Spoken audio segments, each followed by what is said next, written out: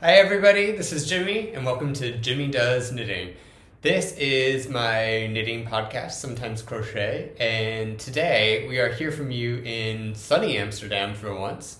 And I'm an American living in Amsterdam. I picked up knitting about a year and a half ago, and I'm obsessed and I cannot stop for those who do not know.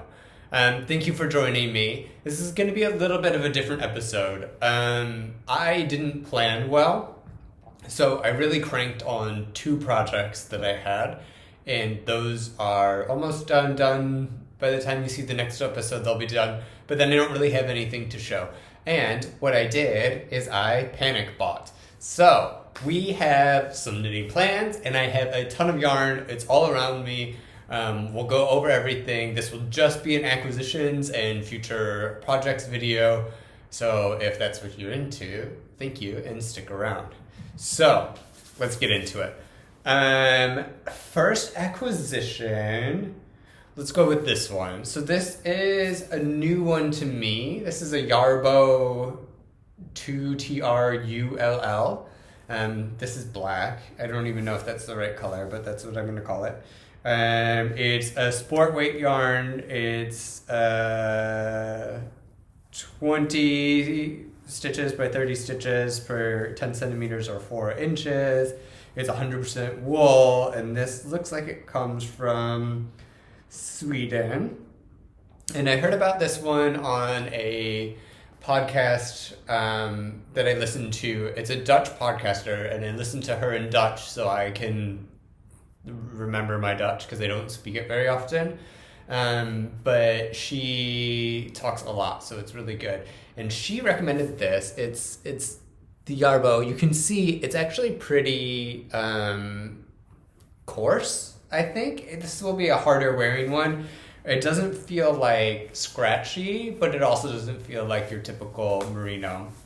Anyway, she's doing the Creabega test knit, her I want to say care sweater, the colorwork one, in this, and I thought it would be a good thing to try that is local and I could use as like a DK weight yarn. This is about 10 euros per this, and I got 5 of these, so that's pretty good. The whole haul, let's say, is that's the wrong box. Anyway, I got a whole box full of it. And we're going to do some stuff. I already did a little bit of swatching for it. So the pattern I want to make is called the Reiko sweater, and it is really cool. It's going to be a saddle shoulder. I'm not into this like top-down raglan. I think I have a bee in my bonnet about it. So I wanted to try something else. I really wanted to design something, but I couldn't. It was just, I'm still too new of a knitter for this. But what is really cool is it's going to be a shoulder where you start with the saddles, and it has a really nice stitch, and then you go and you do the yoke in the back and then go for the back, and I already plan to modify that slightly, and then you go for the front and it has that really nice stitch that's on there. So I'm excited for it. I wanted it a little bit bigger, so I swatched for this. I don't know if you can see it.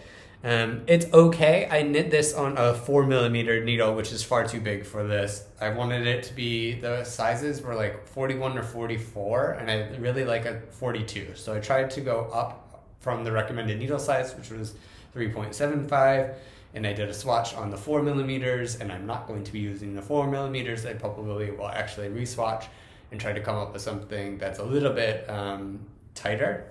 This fabric is too loose. But it seems okay, so we'll see. So that's what I'm going to do with my Jarbo. The next one that I got is, let's go for the Holst Supersoft Fantasy. So I got these, and then I have a whole other set of these. And I'm going to do the Stephen West Hybrid Knit Along Aurora Cabin Shawl. And I think I just wanted the experience. I'm not a shawl person. I've never made a shawl person. I've never made a shawl. The stuff is going everywhere. And I wanted to do it. I bought this at Stephen and Penelope, so this is from Stephen's store.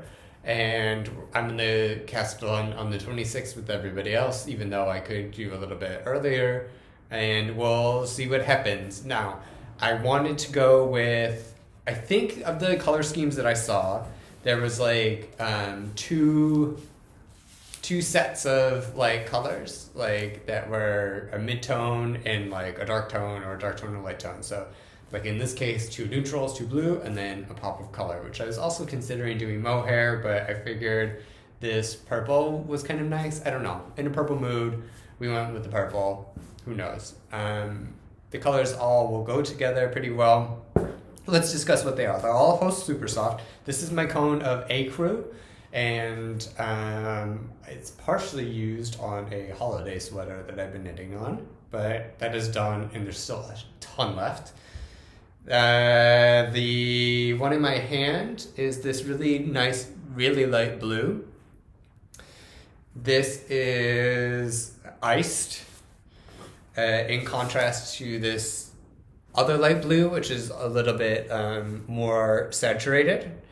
And this is Opal. And then I have Oatmeal and Princess. I like this color already, so very excited about this. I'm very curious how this will come out. I've never done anything like this. I wanted to do it once. It was a real debate of if I got the fancy yarns or not, and I think I've determined that the fancy yarns will be there for me when I want it for a project, and I'll spend the money on fancy yarns.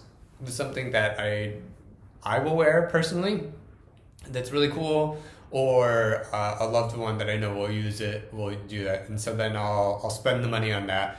But in the meantime, Holst was pretty good. It will cost me 44 euros, plus some leftover yarn for the whole Aurora cabin shawl. I'll get the experience, and I think it will look really beautiful.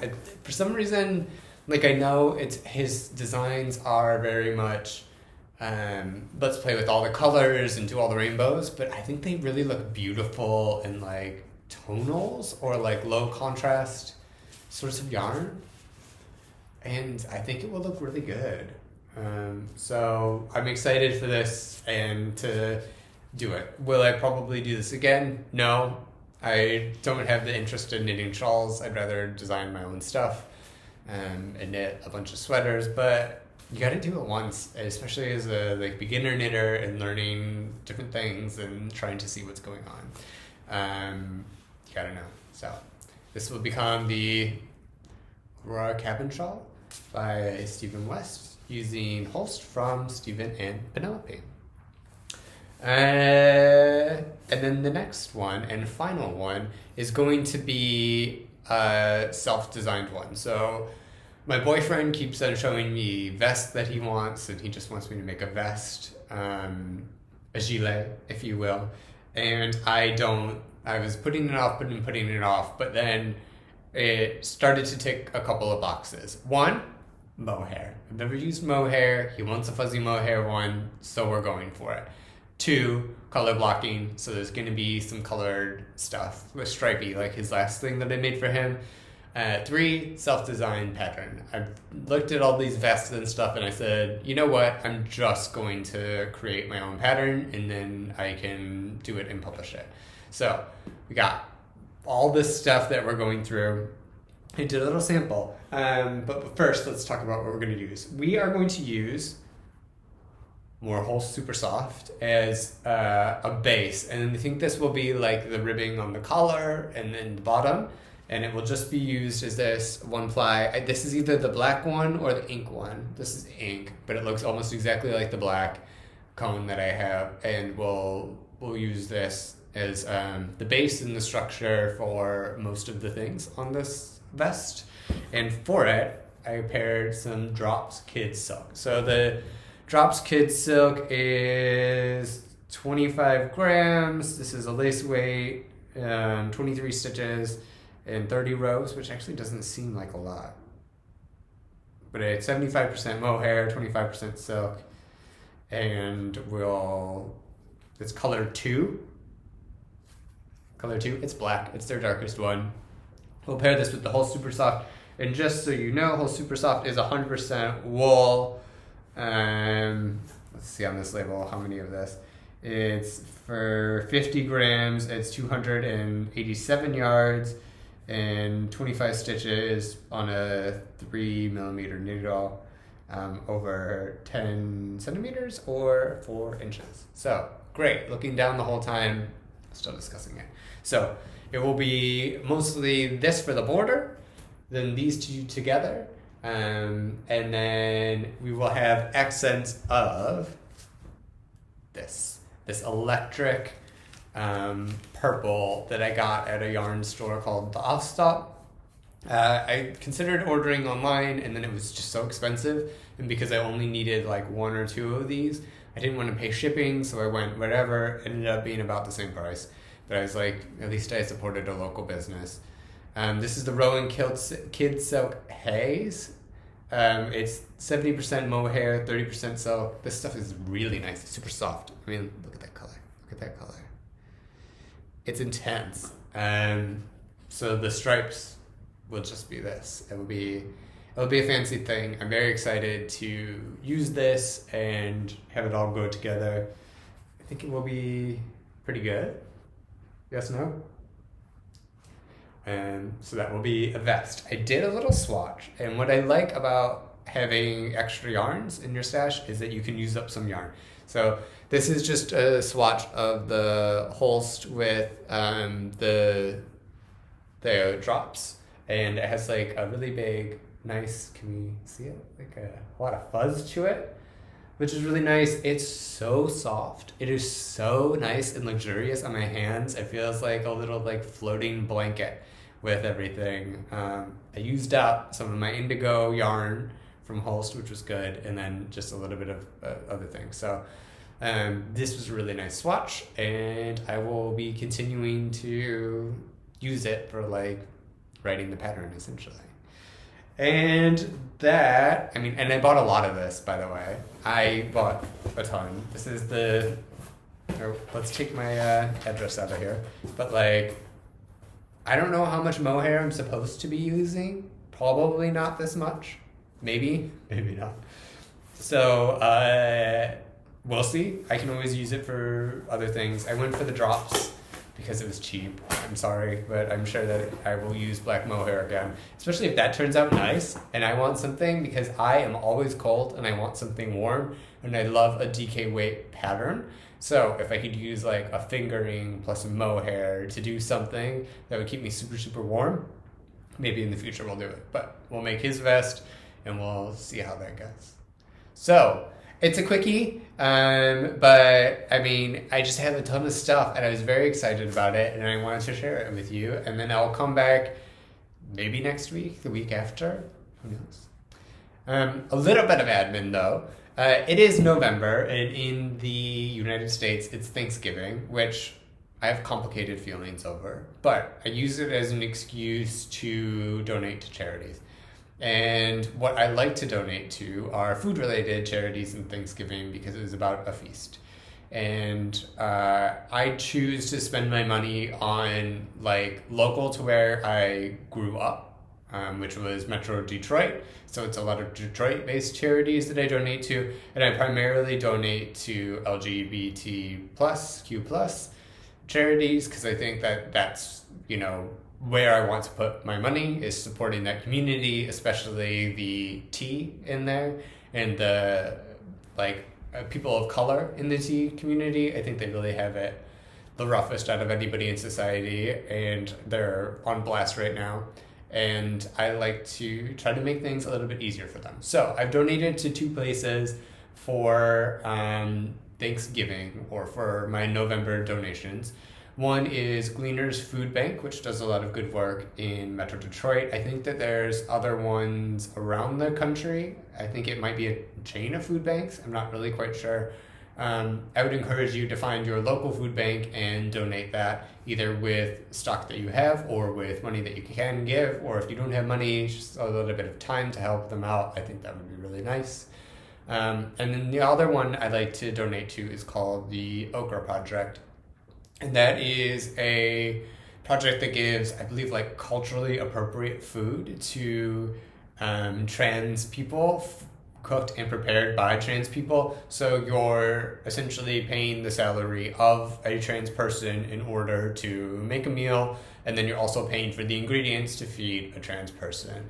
And I think that that's super important, and it's a lovely thing, and it sounds like it really makes a bunch of people happy, and especially now when, you know, our gas was very high last night. I really feel bad for those people that don't have that safety net to fall back on and really can do it. So the more you can donate, especially just like basics, food, shelter, that's super important.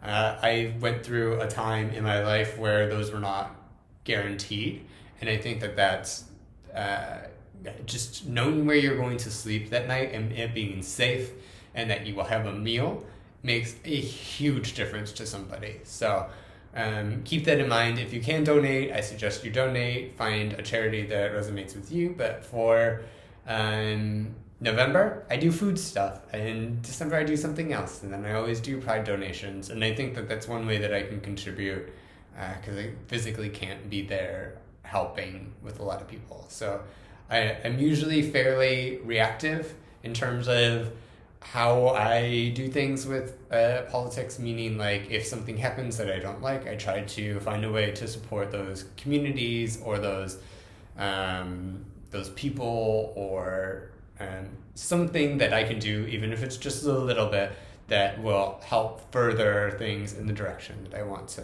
go. So I hope that you take that with you and that you have a wonderful month. I will be back week, maybe 2 weeks, and hopefully it will be sunny, and hopefully these swatches and this yarn will turn into something that I can actually show you, because right now I have, like I said, 2 projects and not enough for a podcast. Anyway, enjoy. I'll talk to you later. Bye.